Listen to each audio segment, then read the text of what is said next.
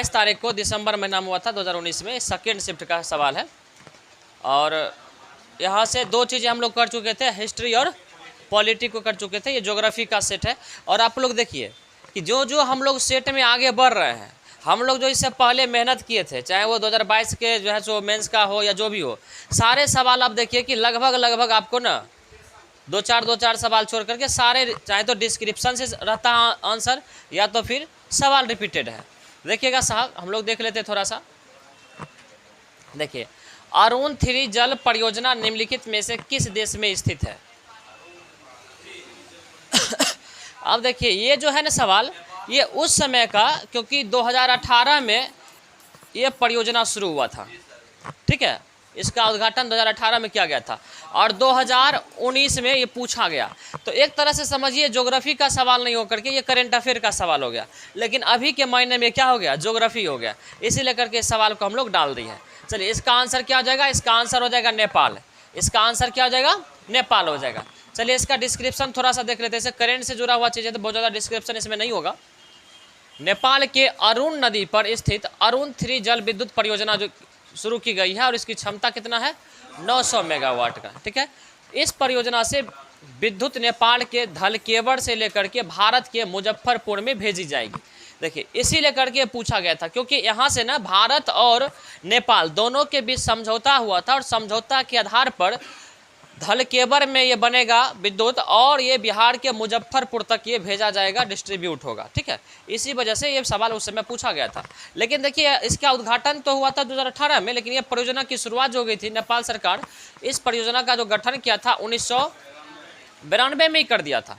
लेकिन पर्यावरण, यहाँ पर पर्यावरण सही कर लीजिएगा, पर्यावरण संबंधी चिंताओं एवं विरोध के फलस्वरूप ये परियोजना क्या हो गई थी? रुक गई थी। वहाँ की जनता जो थी ना, वो पर्यावरण को लेकर के इसका विरोध करने लग गई थी, जिसके कारण उस समय रोक दिया गया था। बाद में जा करके वर्तमान में यह परियोजना निर्माणाधीन है, अभी भी पूरा नहीं हो पाया है। इस परियोजना, उस समय की बात है, उस समय तक पूरा नहीं हो पाया था, अब पूरा हो गया, ठीक है ना। इस परियोजना की आधारशिला 11 मई 2018 को भारत एवं नेपाल के प्रधानमंत्री ने रखी थी, ठीक है साहब। क्लियर हो गया ना? चलिए नेक्स्ट देख लीजिए। हिप्पोकैम्प किस ग्रह का चंद्रमा? हम लोग ग्रह के बारे में अभी तक नहीं पढ़े थे ना। चलिए, हाँ, हिप्पोकैम्प किस ग्रह का चंद्रमा है, मतलब किस ग्रह का उपग्रह है, सो पूछ रहा है। उपग्रह किसका है? नेपच्यून का हो गया। नेपच्यून को हिंदी में क्या बोलते हैं? वरुण। क्या बोलते हैं इसको? वरुण बोलते हैं। हिंदी में क्या बोलते हैं? वरुण, ठीक है। इंग्लिश में क्या बोलते हैं? नेपच्यून। अब चलिए, यहाँ से ग्रह के बारे में पूछा है तो थोड़ा सा हम लोग ग्रह के बारे में देख लेते हैं। बात आई नेपच्यून की, इसको हिंदी में क्या बोलते हैं? वरुण बोलते हैं। वरुण ग्रह की जो खोज किए थे वो जर्मनी के एक खगोलशास्त्री थे जिनका नाम था जॉन गॉले। ये 1846 ईस्वी में किए थे। इस बात को याद रखिएगा कि वरुण जो है ग्रह, इसका जो खोज किया था वो कौन किया था? जॉन गॉले किया था। ये जर्मनी के रहने वाले थे और 1846 ईस्वी में इन्होंने खोज किया था, ठीक है। चलिए, सूर्य से सबसे दूर स्थित होने के कारण वरुण सबसे क्या है? ठंडा है। सूर्य से सबसे दूर कौन सा ग्रह है? वरुण है। और सबसे नजदीक कौन सा है? बुध है। तो सबसे दूर होने के कारण स्वाभाविक बात है कि अगर सूर्य से अधिक दूर होगा तो वहाँ पर क्या होगा? ठंडा होगा। इसी वजह से ये सबसे ठंडा जो है सो ग्रह है। वरुण के चारों ओर शीतल मीथेन गैस का क्या है? बादल है। तो कई बार सवाल आएगा कि वह कौन सा ग्रह है सौरमंडल में जिसके वायुमंडल में चारों तरफ क्या है? मीथेन गैस का बादल छाया हुआ है। तो क्या बोलेंगे हम लोग? वरुण है, जिसके कारण यह कैसा दिखता है? हरा दिखता है, ठीक है। हिप्पोकैम्प जो है वरुण का क्या है? उपग्रह है। वरुण का चंद्रमा है। वरुण का सबसे छोटा उपग्रह जो है वो क्या है? नैयाद है। क्या है? सबसे छोटा उपग्रह नैयाद है, ठीक है। और वरुण का जो प्रमुख उपग्रह है वो क्या है? टाइटन। तो तीनों उपग्रह को याद रखेंगे, हिप्पोकैम्प, नैयाद सबसे छोटा, टाइटन ये जो है सो ये भी इसका प्रमुख उपग्रह है, ठीक है। चलिए, उसके बाद देखिए वरुण के बारे में पूछा, थोड़ा सा हम लोग अरुण वगैरह जो भी ग्रह है उसके बारे में मोटा मोटी हम थोड़ा सा देख लेते हैं। यूरेनस, इसको क्या बोलते हैं? अरुण, ठीक है। इसकी खोज 1781 ईस्वी में विलियम हर्शेल ने किया था। कौन किया था? विलियम हर्शेल ने। और यह जो है अरुण आकार में तीसरा सबसे बड़ा ग्रह है। तीसरा सबसे बड़ा ग्रह है, थोड़ा सा मिस्टेक है। इसके चारों ओर 9 वलय हैं, जिसमें 5 वलयों का नाम, देखिए इसके चारों ओर जो है 9 वलय है और इसमें 5 वलयों का अलग अलग नाम दिया गया है, अल्फा, बीटा, गामा, डेल्टा और एप्सिलॉन। क्या नाम दिया गया है? Epsilon. Alpha, beta, gamma, delta और एप्सिलॉन। ऐसा नहीं बात है। चलिए, तो ये, और इसके बाद याद रखिएगा शनि में 7 वलय है, इसमें टोटल 9 वलय है, जिसमें 5 वलय का नाम दिया गया है, और शनि में कितना वलय है? 7 वलय है। चलिए नेक्स्ट देख लेते हैं हम लोग। याद रखिएगा कि यह अपने अक्ष पर पूर्व से पश्चिम की ओर घूमती है, पूर्व से पश्चिम की ओर घूमती है। अब देखिए कौन घूम रहा है? कौन? अरुण घूम रहा है। तो 2 ग्रह जो है ना, देखिए जितना भी ग्रह है 8 ग्रह में 2 ग्रह को छोड़ करके बाकी जो भी, एक अरुण और एक कौन सा है? शुक्र, 2 ग्रह को छोड़ करके ये 2 ग्रह पूर्व से पश्चिम घूमती है, पूर्व से पश्चिम। बाकी जो भी पृथ्वी सहित जो भी ग्रह है वो जो घूमती है वो पश्चिम से पूर्व। कई बार सवाल ये भी आता है कि पृथ्वी का जो घूर्णन गति है किस दिशा में है, तो याद रखिएगा पश्चिम से पूर्व। 2 ग्रह जो है सो ये दक्षिणावर्त, बाकी जो है सो पूर्व से पश्चिम की ओर ये घूमती है, बाकी जो है सो पश्चिम से पूर्व की ओर। ठीक है, यह अपने अक्ष पर अधिक झुका हुआ है, जिसके कारण इसे क्या कहा जाता है? लेटा हुआ ग्रह कहा जाता है। ये जो है अपने अक्ष पर काफ़ी अधिक झुका हुआ है, इसी वजह से इसे लेटा हुआ ग्रह कहा जाता है। तो याद रखिएगा कि अरुण जो है सो लेटा हुआ है। ठीक है, चलिए इसका सबसे बड़ा जो उपग्रह है कौन है? टाइटेनिया है। कौन सा है? टाइटेनिया है। ठीक है, चलिए अब हम लोग शनि के बारे में थोड़ा सा देख लेते हैं। यह आकार में दूसरा सबसे बड़ा ग्रह है। कौन? शनि। और सबसे बड़ा ग्रह बृहस्पति। कौन सा है? बृहस्पति। इसका घनत्व सभी ग्रहों एवं जल से भी क्या है? कम है। इतना इसका घनत्व कम है, जल से भी कम है, कि अगर जल के सतह पर अगर शनि को रख दिया जाए तो शनि तैरना शुरू कर देगा, इतना घनत्व इसका कम है। तो कई बार पूछा जाएगा कि वह कौन सा ग्रह है जो पानी के सतह पे तैर सकता है? क्या बोलेंगे हम लोग? शनि। क्यों तैर सकता है? क्योंकि इसका घनत्व जो है पानी से भी कम है। इसके तल के चारों ओर जो है क्या है? 7 वलय है। क्या है? 7 वलय है, इस बात को याद रखिएगा। शनि का सबसे बड़ा उपग्रह कौन है? टाइटन है। टाइटन है जो सौरमंडल का दूसरा सबसे बड़ा उपग्रह है, दूसरा सबसे बड़ा। और सबसे बड़ा कौन सा है? गैनीमेड। कौन है? गैनीमेड है। इसका आकार जो है ना, ये जो टाइटन है इसका आकार जो है बुध के बराबर है, जबकि देखिए बुध ग्रह है उसके आकार के बराबर इसका आकार है। टाइटन एकमात्र ऐसा उपग्रह है जिसका पृथ्वी जैसा स्वयं का वायुमंडल है। जैसे कि पृथ्वी पर अपना वायुमंडल है, जिस प्रकार से हर गैसों का मिश्रण है, उसी प्रकार से टाइटन एक ऐसा उपग्रह है जहां पर पृथ्वी के जैसा वहां पे वायुमंडल पाया जाता है। तो हो सकता है कई बार सवाल पूछ सके कि वह कौन सा, जबकि है एकमात्र ऐसा है, तो इसीलिए पूछ सकता है कि वह एकमात्र कौन सा उपग्रह है जिसके पास पृथ्वी के जैसा अपना स्वयं का वायुमंडल है। तो याद रखेंगे टाइटन जो शनि का है। फोबे भी जो है किसका है? शनि का उपग्रह है। चलिए इतना बातें हम लोग याद रखेंगे। चलिए नेक्स्ट देख लेते हैं हम लोग। मंगल। यह आयरन ऑक्साइड के कारण कैसा दिखता है? लाल दिखता है, इसीलिए इसे क्या कहते हैं? लाल ग्रह कहते हैं, क्योंकि इसकी मिट्टी में जो है सो आयरन ऑक्साइड की मात्रा अधिक है। ठीक है, सौर मंडल का सबसे बड़ा जो ज्वालामुखी है ओलिपस मेसी, और सबसे ऊंचा पर्वत जो है निक्स ओलंपिया, ये भी जो है सो मंगल ग्रह पर ही अवस्थित है, जो अपना करंट अफेयर में भी था। सही बात है, जो अपना एवरेस्ट है ना, एवरेस्ट से 3 गुना ऊंचा है। कौन? निक्स ओलंपिया जो पर्वत है। देखिए ये ओलिपस मेसी ये ज्वालामुखी है, और पर्वत जो है निक्स ओलंपिया है, इस बात को याद रखिएगा। मंगल ग्रह पर पृथ्वी के समान क्या होता है? ऋतु परिवर्तन होता है, इस बात को भी ध्यान में रखना है। इसके जो प्रमुख उपग्रह है कौन है? फोबोस और डिमोस है। और डिमोस याद रखिएगा कि सौरमंडल का सबसे छोटा, सौरमंडल का सबसे छोटा जो है सो ये उपग्रह है। ठीक है, चलिए निक्स ओलंपिया जो है एवरेस्ट से कितना गुना ऊंचा है? 3 गुना अधिक ऊंचा है। चलिए बृहस्पति को देख लेते हैं। ये सौरमंडल का सबसे बड़ा ग्रह है, इतना याद रखिएगा। और इसका प्रमुख उपग्रह जो है गैनीमेड है, जो सभी उपग्रहों में सबसे बड़ा है। तो सबसे बड़ा उपग्रह कौन सा और सबसे छोटा? चलिए बहुत बढ़िया। चलिए नेक्स्ट देख लेते हैं शुक्र। यह पृथ्वी का सबसे निकटतम एवं चमकीला ग्रह है। पृथ्वी के सबसे निकटतम अगर पूछेगा तो क्या बोलेंगे हम लोग? शुक्र है। इसे सांझ या भोर का तारा भी कहा जाता है। और अभी जस्ट बताए कि शुक्र और किसको, अरुण को छोड़ करके बाकी सब पश्चिम से पूर्व, और ये दोनों पूर्व से पश्चिम की ओर चक्रण करता है। इसका जो आकार है पृथ्वी के समान है, इसका आकार कैसा है, पृथ्वी के समान है, और इसके पास कोई भी उपग्रह, कोई भी चंद्रमा इसको नहीं है। उसके बाद है बुध, उसके बाद है बुध। चलिए क्या बोले, हाँ पृथ्वी की जुड़वाबन।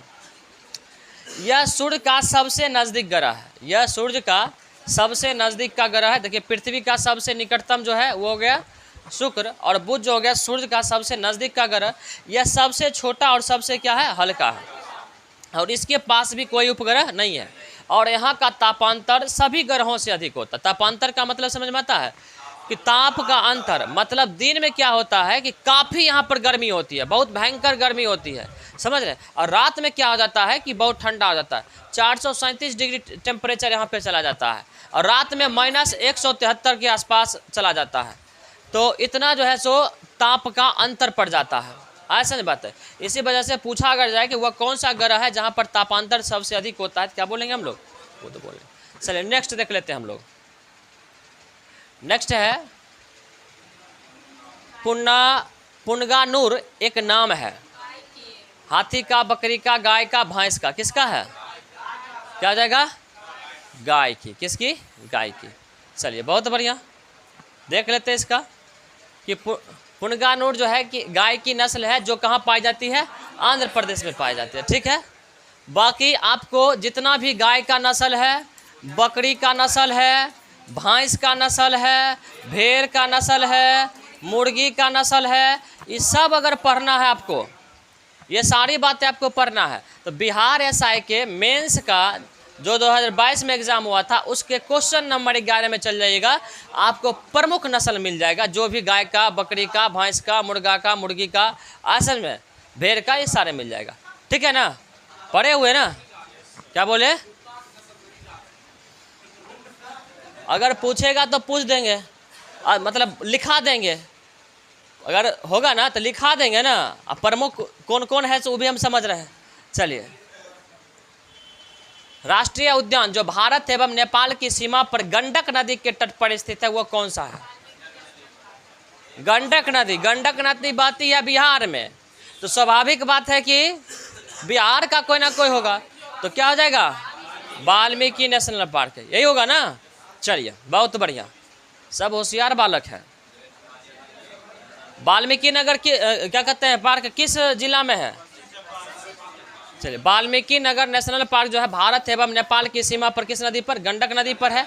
यह किसके लिए प्रसिद्ध है, टाइगर के लिए, टाइगर रिजर्व के लिए प्रसिद्ध है वाल्मीकि नगर नेशनल पार्क, इस बात को याद रखिएगा। यह बिहार के पश्चिमी चंपारण में स्थित है। उसके बाद बिहार एसआई के मेंस 2022 का क्वेश्चन नंबर 9 में जाइएगा, जितना भी अभ्यारण्य है, नेशनल पार्क है, कौन किसके लिए प्रसिद्ध है, वो सारी बातें जितना भी इम्पोर्टेंट है वो सारी बातें इसमें दिया गया है। 2 डायग्राम में हम लोग बताए हुए ना, 2 डायग्राम में। चलिए वहाँ क्या बोले, तो आप जो है सो वहाँ जा कर के टोटली पढ़ सकते हैं, ऐसा नहीं बात है। चलिए नेक्स्ट देख लेते हैं। रंगाथिट्टू पक्षी अभ्यारण्य स्थित है, कहाँ हो जाएगा, कर्नाटक। बड़ा भारी सवाल है, नहीं उठ रहा है, हाँ आंसर क्या होगा इसका, कर्नाटक। और ये भी जान और भी पढ़ना है नेशनल पार्क या अभ्यारण्य, तो बिहार एसआई का मेंस 2022 क्वेश्चन नंबर 9 में जाकर के आप पढ़ सकते हैं। देखिए टाइम किलिंग के लिए सब कर रहे हैं हम लोग, रिपीट करेंगे लंबा चलता, तो जब उतना ही चीज़ें डालना है उतना ही पढ़ना है, तो 16 बार क्यों, अब देख रहे 2 क्वेश्चन है, दोनों क्वेश्चन में एक ही बात है, इतना क्यों करवाएंगे आप। इसी वजह से वहाँ जाकर के आराम से पढ़ सकते हैं साहब, कोई दिक्कत नहीं होगा। चलिए, जल राशि जो स्पेन एवं फ्रांस दोनों के ही साथ तटीय क्षेत्र बनाती है वह है, हाँ बिस्के की खाड़ी, ये पहले से जान रहे थे, बिस्के की खाड़ी क्या हो जाएगा, बिस्के की खाड़ी। इसका भी जुगाड़ लगा रहे हैं साइड से हटाने का। चलिए बिस्के की खाड़ी, हाँ ऐसे करेंगे हट जाएगा, नहीं हटता। चलिए अब देखिए इसका आंसर क्या हो जाता है, बिस्के की खाड़ी। चलिए देखिए उत्तरी अटलांटिक महासागर में सेल्टिक सागर के दक्षिण में स्थित है कौन सा? बिस्के की खाड़ी। उत्तरी अटलांटिक महासागर में जो सेल्टिक सागर है उसके किस ओर अवस्थित है? दक्षिण की तरफ। इसका मतलब है कि सेल्टिक सागर बिस्के की खाड़ी से किस तरफ होगा? उत्तर की तरफ होगा। ये है दक्षिण की तरफ और ये होगा उत्तर की तरफ। नहीं समझ में आया क्या लिखा हुआ? सेल्टिक सागर के दक्षिण में है कौन? बिस्के। तो बिस्के के उत्तर में होगा कौन? सेल्टिक। तो अभी हो सकता है बिस्के पूछा तो कल सेल्टिक सागर पूछ सकता है। चलिए उसके बाद देखिए ऑप्शन में दिया था नॉर्वेजियन सागर, नॉर्वे के उत्तर पश्चिम में अवस्थित है नॉर्वेजियन सागर, ठीक है। और ये जो है सो कहाँ अवस्थित है? अटलांटिक महासागर का हिस्सा है, ठीक है। उसके बाद है बोथनिया की खाड़ी। बोथनिया की खाड़ी बाल्टिक सागर की सबसे उत्तरी छोर पर अवस्थित है। यह फिनलैंड के पश्चिमी तट पर और स्वीडन के पूर्वी तट की तटीय सीमाएं बनाती है। अब थोड़ा सा इसको डायग्रामेटिक देख लेते हैं हम लोग। ये तो लाइन में दे दिए। आप यहाँ पर क्या दिख रहा है?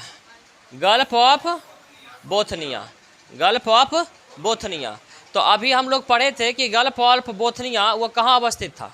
बताइए, सवाल आपसे क्या पूछा गया था?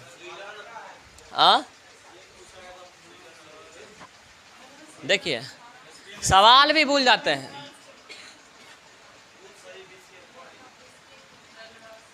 सवाल था बिस्के, लेकिन ऑप्शन में क्या दिया था? बोथनिया दिया हुआ था ना। तो बोथनिया के बारे में थोड़ा सा देख लेते हैं। और यहाँ पर क्या पढ़े थे कि बोथनिया की खाड़ी बाल्टिक सागर के सबसे उत्तरी छोर पर अवस्थित है या फिनलैंड के पश्चिमी तट पर और स्वीडन के पूर्वी तट पर। देखिए आपको स्वीडन दिख रहा है? स्वीडन के किस तरफ है? पूरब की पश्चिम? पूरब की तरफ, स्वीडन के पूरब की तरफ। और ये फिनलैंड दिख रहा है, ये टोटल फिनलैंड के किस तरफ है? फिनलैंड के पश्चिम और स्वीडन के। और ये देखिए ये क्या है? बाल्टिक सागर। क्या है ये? बाल्टिक सागर। तो बताइए, आपको बताए थे कि बाल्टिक सागर का सबसे उत्तरी हिस्सा है, बताए थे ना। तो ये देखिए है गल्फ ऑफ बोथनिया। तो ये बाल्टिक सागर का उत्तरी हिस्सा है कि नहीं है? है ना। तो आप देखिए यहाँ पर जो जो द्वीप है इसको भी थोड़ा सा आप लोग याद रखिएगा, ठीक है। देखिए इधर हो गया आपका फिनलैंड, इधर हो गया स्वीडन। अब देखिए यहाँ पर छोटा छोटा द्वीप जो है उसको भी ध्यान में रखिएगा कौन कौन सा। देखिए इसके साथ सीमा बना रहा है। देखिए ये कौन सा है? तुर्कू। देख लें यहाँ पर देखिए गल्फ ऑफ क्या है? फिनलैंड। आप देखिए गल्फ ऑफ जो फिनलैंड है, गल्फ ऑफ फिनलैंड ये बाल्टिक सागर का पूर्वी हिस्सा है। देख रहे हैं ना। हो सकता है कि कल के डेट में ये भी पूछ सके। तो बाल्टिक सागर का उत्तरी हिस्सा है बोथनिया और बाल्टिक सागर का पूर्वी हिस्सा है गल्फ ऑफ फिनलैंड, यानी फिनलैंड की खाड़ी। ऐसा नहीं बात है। अब देखिए फिनलैंड की जो खाड़ी है इसके उत्तर की तरफ कौन सा है? हेलसिंकी। हेलसिंकी की कहाँ की राजधानी है? फिनलैंड की। तो कई बार सवाल आ सकता है कि हेलसिंकी जो है किस खाड़ी के किनारे अवस्थित है? क्या बोल सकते हैं? Gulf of Finland. उसके बाद देखिए इधर कौन सा है? इसके दक्षिण में, उत्तर में फिनलैंड के उत्तर, फिनलैंड के गल्फ ऑफ फिनलैंड, फिनलैंड जो है इसके उत्तर में तो फिनलैंड है ही। इसके दक्षिण में कौन सा है? एस्टोनिया। कौन है? एस्टोनिया। और इसके साथ साथ देखिए और कौन सा लग रहा है? रसिया लग रहा है, ठीक है। तो इस सारी बातें को हम लोग थोड़ा सा याद रखेंगे। अब देखिए जो स्वीडन की राजधानी है, स्वीडन की राजधानी कहाँ है? कहाँ है? स्टॉकहोम। देखिए स्टॉकहोम जो है कहाँ पर अवस्थित है ना? बाल्टिक सागर के तट पे। तो याद रखिएगा बाल्टिक सागर के पश्चिम की ओर अवस्थित है और उसी के तट पे ये अवस्थित है, ठीक है साहब। इस बात को याद रखिएगा। और यहाँ पर देखिए कौन सा सी है? आर्चिपेलागो सी। कौन सा है? आर्चिपेलागो सी अवस्थित है। और आर्चिपेलागो सी जो है किसका हिस्सा है? बाल्टिक सागर का हिस्सा है, ठीक है साहब। इस बात को याद रखिएगा। इतनी बातें को हम लोग को यहाँ से ध्यान में रखना है। चलिए सेकेंड डायग्राम देख लेते हैं। इसका आपका दिया हुआ था कौन सा? एक कौन सा? नॉर्वियन सी, यही है ना? नॉर्वियन सी। तो अब देखिए नॉर्वियन सी जो है, नॉर्वियन सी के पूर्व की तरफ कौन सा अवस्थित है देश? नॉर्वे अवस्थित है। कौन सा है? नॉर्वे अवस्थित है। इसके पश्चिम की तरफ आप देखिए आइसलैंड, आइसलैंड की जो है सो आइसलैंड अवस्थित है। उसके बाद देखिए इसके अगर हम लोग दक्षिण में देखें, दक्षिण में ये कौन सा है? यूके है। आप देख रहे हैं ना। तो ये सारी चीज़ें हम लोगों को ध्यान में रखना है। और ये जो है नॉर्वियन सागर ये किसका हिस्सा है? अटलांटिक ओशन का हिस्सा। किसका है? अटलांटिक महासागर का हिस्सा है। ऐसा नहीं बात है। और आप देख लीजिए आर्टिक जो सर्कल है, आर्टिक सर्कल ये कहाँ से गुजर रहा है, नॉर्वियन सी से ही गुजर रहा है। इस बात को हम लोग ध्यान में रखेंगे, ठीक है। चलिए बाकी एक ऑप्शन में दिया था कैस्पियन सागर, और कैस्पियन सागर आपको पहले बताए हुए डायग्राम में, इसी लेकर के उसके बारे में हम कुछ नहीं बोलेंगे।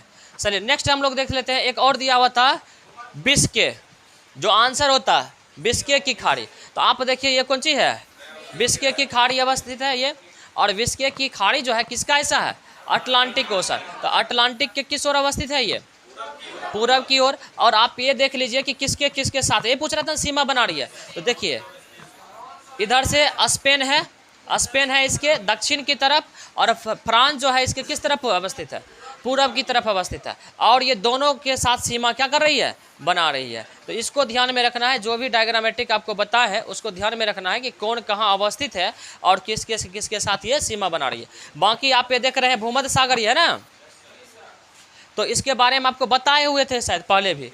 चलिए बस इतना ही ध्यान में रखना है। बाकी आप डायग्राम कभी कभी मैप निकाल करके प्रयास करिए कि थोड़ा सा देखने का लोकेशन कहाँ किसका है, ठीक है। चलिए नेक्स्ट देख लेते हैं हम लोग, आंसर ही निकाल दिया, गड़बड़ा गया। चलिए भारत में पहली बार जनगणना कब की गई, अच्छा आर्थिक, अच्छा एक मिनट, भारत में पहली आर्थिक जनगणना, यहाँ पर लिखिए, यहाँ पर लिखिए आर्थिक, थोड़ा सा सही कर लीजिए, हाँ आर्थिक जनगणना, ठीक है। आर्थिक जनगणना कब की गई, तो क्या हो जाएगा इसका आंसर,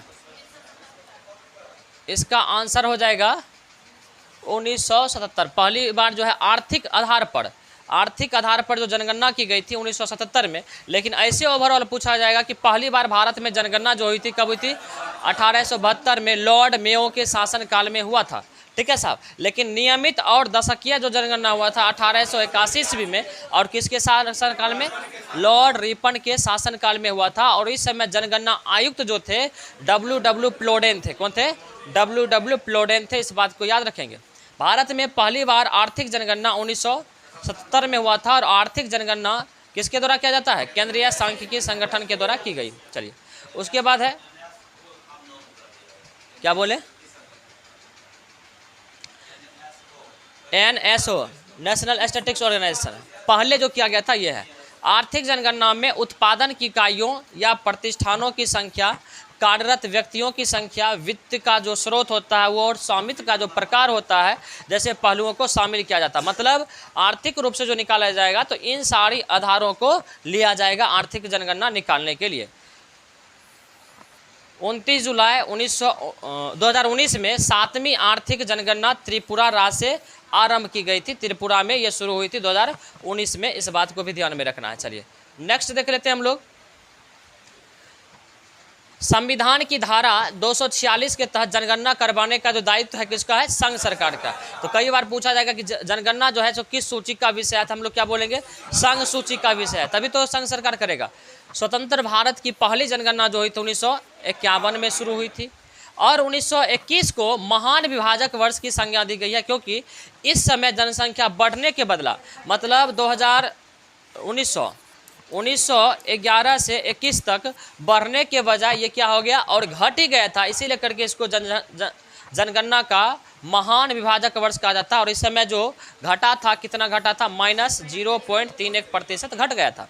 सर्वप्रथम जो जनगणना शुरू हुई थी ना, कहाँ हुई थी, स्वीडन में हुई थी। और दशकीय जनगणना की जो शुरुआत हुई थी सर्वप्रथम कहाँ हुई थी, USA में 1790 में, और ये 1749 में, स्वीडन में 1749 में, ठीक है।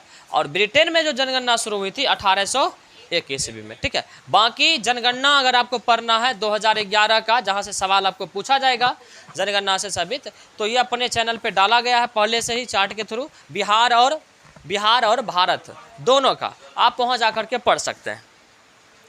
चलिए साहब नेक्स्ट देख लेते हैं हम लोग,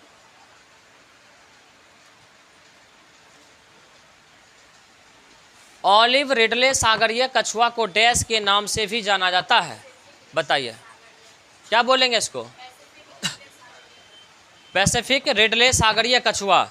चलिए सही बात है, इसको क्या किस नाम से जानेंगे, पैसिफिक रिडले सागरीय कछुआ के नाम से भी जाना जाता है, ठीक है।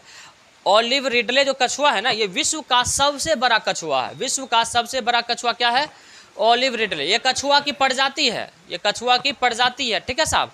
इसके अलावा देखिए ग्रीन सागरीय कछुआ जो है यूएसए के हवाई द्वीप, वर्जिन द्वीप एवं फ्लोरिडा के तटों पर पाई जाती है। कौन सा? ग्रीन सागरीय कछुआ। और बताइए कि हवाई द्वीप की राजधानी कहाँ है? हवाई द्वीप की राजधानी बताइए, ये सवाल कई बार पूछा गया है। होनोलुलु। कहाँ है? होनोलुलु। आए समझ में? क्या याद रखेंगे? होनोलुलु। आए समझ में? चलिए, ये द्वीप है, यहाँ से अमेरिका जो है सो बहुत सारे उपग्रहों का परीक्षण भी क्या करता है। प्रशांत महासागर में अवस्थित द्वीप है इसका। चलिए, उसके बाद अगर भारत में बात करें तो उड़ीसा का जो भितरकनिका नेशनल पार्क है, ये 4 प्रजातियों के कछुआ के लिए प्रसिद्ध है। यहाँ पर 4 प्रकार का, तो कई बार यह पूछा जाएगा कि भितरकनिका नेशनल पार्क किसके लिए प्रसिद्ध है, तो क्या बोलेंगे हम लोग? कछुआ। देखते कछुआ भीतर घुस जाता है जब उसको छूते हैं, तो याद रखिएगा कि भितरकनिका भीतर घुसने वाला जीवों के लिए, ऐसा में मतलब कछुआ के लिए, ठीक है। लॉजिकल याद रखेंगे हम लोग। हाँ, जिसमें देखिए 4 प्रकार की प्रजाति पाई जाती है, जिसमें कौन कौन शामिल है? Olive Ridley. कौन सा है? ओलिव रिडले, ग्रीन सी कछुआ, उसके बाद हॉक्सविल कछुआ और लेदर बैक कछुआ। ये 4 प्रकार के कछुआ यहाँ पे पाए जाते हैं। चलिए नेक्स्ट देख लेते हैं साहब। निम्नलिखित में से कौन सी पर्वत श्रृंखला नेपाल से संबंधित नहीं है? बताइए क्या होगा आंसर? ये सब बात तो हम लोग पढ़े हुए हैं ना, ये सब तो पढ़े हो। देखिए वर्ल्ड वाला छोड़ करके बाकी जो भारत का अगर आता है ज्योग्राफी या जो भी चीज़ें, तो हम लोग लगभग पढ़े हुए हैं। तो क्या हो जाएगा ये? अराईकामा। बाकी आप ग्रेट हिमालय, महाभारत श्रृंखला, शिवालिक श्रृंखला, ये सब किसका है? हिमालय का हिस्सा है। और सब कहाँ है? नेपाल में अवस्थित है सब इसका हिस्सा। चलिए साथ इसका हो जाएगा अराईकामा। अराईकामा कहाँ कहाँ अवस्थित है बताइए? म्यांमार और भारत की सीमा पर। सही बात है। चलिए इसका आंसर हो जाता है अराईकामा। अराईकामा भारत एवं म्यांमार के बीच क्या बनाती है? सीमा बनाती है। और अराईकामा की जो चोटियां हैं, आपको बताए थे कि इस तरह से बंगाल की खाड़ी में भी डूबी हुई है, जो आपको क्या कहते हैं अंडमान निकोबार जैसे द्वीपों का निर्माण करती है। बताए थे ना, अंडमान निकोबार जब बता रहे थे तो उस समय ये बातें बताए थे आप लोगों को, बताए थे ना। चलिए अराईकामा की सर्वोच्च चोटी जो है कौन है? हकाका बोराजी। कौन है? इसकी सबसे ऊंची चोटी है अराईकामा की हकाका बोराजी, ठीक है। चलिए अराईकामा में नागा श्रेणी जो हम लोग पढ़े थे, पूर्वोत्तर की पहाड़ी, नागा श्रेणी, पटकाई बूम शामिल है, ठीक है, शामिल है। हाँ पटकाई बूम, ठीक है। चलिए इसको याद रखिएगा। चलिए नेक्स्ट सवाल देख लेते हैं। खामसिन निम्नलिखित में से किस देश का स्थानीय पर्व? क्या हो जाएगा?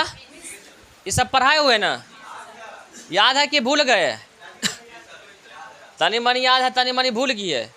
चलिए कोई बात नहीं, अगर भूल गए हैं तो चल जाइए बिहार एसआई के पीटी के सेकेंड शिफ्ट का जो 2021 में एग्जाम हुआ था, उसके क्वेश्चन नंबर 14 में आपको बढ़िया से याद हो जाएगा। ऐसा बात है, कोई दिक्कत नहीं ना। वहाँ पर जितना भी पवन है, सारे पवन के बारे में हम लोग बता दिए हैं। आप आराम से जा करके वहाँ पढ़ सकते हैं, ठीक है। चलिए बहुत बढ़िया। एक सवाल पूछा है, जयप्रकाश नारायण पुल यानी जेपी सेतु निम्नलिखित में से किस नदी पर स्थित है? क्या हो जाएगा? गंगा नदी पर। बस इतना ही याद रखिएगा। ये दीघा सोनपुर पुल जो है उसी का नाम क्या है? जयप्रकाश नारायण पुल है, ठीक है। चलिए नेक्स्ट देख लीजिए। ब्लू माउंटेन पर्वत शिखर भारत के जिस राज्य में अवस्थित है वह है? ब्लू माउंटेन क्या है?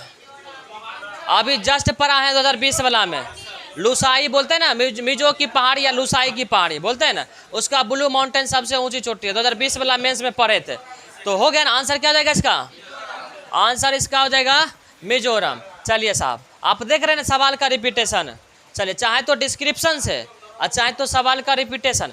आप देखिए जो भी चोटियाँ हैं या जो भी पर्वत है, पूर्वोत्तर की चोटियाँ, पूर्वोत्तर की पहाड़ी, वो सब आप जाकर के बिहार एसआई का मेंस 2020 का क्वेश्चन नंबर 1 में जाकर के आप डायग्रामेटिक पढ़ सकते हैं। क्लियर है ना? चलिए याद है ना? चलिए अभी ताजेन है, 2-4 दिन होगा बासी तब न भूलिएगा। चलिए नेक्स्ट देख लेते हैं हम लोग। बेरीनाग निम्नलिखित में से किस भारतीय नदी का उद्गम स्थल है? क्या हो जाएगा? चलिए बहुत बढ़िया, सब होशियार है। झेलम नदी हो जाएगा, झेलम नदी। ये गड़बड़ हो गया। हाँ चलिए थोड़ा सा देख लेते, बहुत शॉर्ट में लिख दिए हम लोग इसको।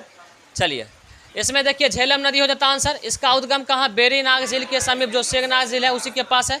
चलिए शेषनाग जगह, ठीक है। संगम क्या है, कहाँ पे जाके मिल जाती है? चिनाब नदी में, ठीक है, चिनाब नदी में। चलिए एक ऑप्शन में दिया था चिनाब, तो चिनाब का जो उद्गम स्थल है देखिए दो जलधाराओं से मिलकर बनी है, चंद्र और भागा, यही ना। और बाद में जाकर के दोनों मिल जाती है तो इसका नाम हो जाता है चंद्रभागा। बाद में फिर आगे बढ़ करके इसका नाम क्या हो जाता है? चिनाब। इसका जो उद्गम स्थल है, ना ऐसा नहीं होना। चंद्र और भागा दो जलधाराओं से मिलकर बना हुआ है और इसका उद्गम स्थल जो है हिमाचल प्रदेश में है। कहाँ है? हिमाचल प्रदेश में है, हिमाचल प्रदेश में है। जो लाहुल के बारालाचा, देखिए लाहुल जो है वहाँ के बारालाचा दर्रे के दोनों ओर से निकलती है। तो याद रखिएगा कहाँ से? बारालाचा, बारालाचा दर्रा के दोनों तरफ से एक निकलती है चंद्र, एक निकलती है भागा, दोनों मिल जाती है तो नाम हो जाता है चंद्रभागा। और फिर आगे बढ़ करके इसका नाम क्या हो जाता है?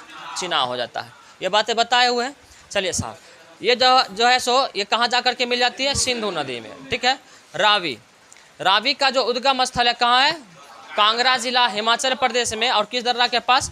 रोहतांग दर्रे के समीप। और इसका संगम जो है मतलब जाके जहाँ मिलती है मोहना है चिनाब नदी में, ठीक है। उसके बाद था ऑप्शन में व्यास। इसका जो उद्गम स्थल है हिमाचल प्रदेश के रोहतांग दर्रा के समीप जो व्यास कुंड है वहाँ से 4330 मीटर की ऊंचाई पर स्थित है इसका उद्गम स्थल। और ये फिर जाकर के हरिके के पास कपूरथला में जो पंजाब में पड़ता है, कहाँ पड़ता है? पंजाब में। ये सतलज नदी में जाकर के मिल जाती है। तो नदी के बारे में हम लोग बहुत सारे पढ़ाए हुए हैं फाउंडेशन बैच में। चलिए साहब बताइए, हीराकुंड बांध, बताइए बउआ वाला सब सवाल है कि नहीं है? बउआ वाला है कि नहीं है? इसमें ट्रिक बताए थे, क्या बताए थे? सतलज और महानदी का बताए थे ना। तो आपको बताए थे कि हीरा जो होता है ना, हीरा जो होता है महा महंगा, क्या होता है? महा महंगा, तो महानदी। और सतलज में बताए थे भाखरा नांगल बांध। कौन सा बांध? भाखरा नांगल बांध। और यही कंफ्यूज करता है, बाकी कोई नदी कंफ्यूज नहीं करेगा, महानदी या सतलज। तो आपको बताए भी थे कि अगर नांगल मतलब समझना है नंगा रहना, नांगल मतलब क्या समझना है? नंगा। और कोई व्यक्ति नंगा रहेगा तो क्या लगेगा? लाज लगेगा, ऐसा बात है। चलिए चलिए, हाँ सही बात। चलिए अब देखिए, ये बांध के बारे में बताया गया था, परियोजना के बारे में।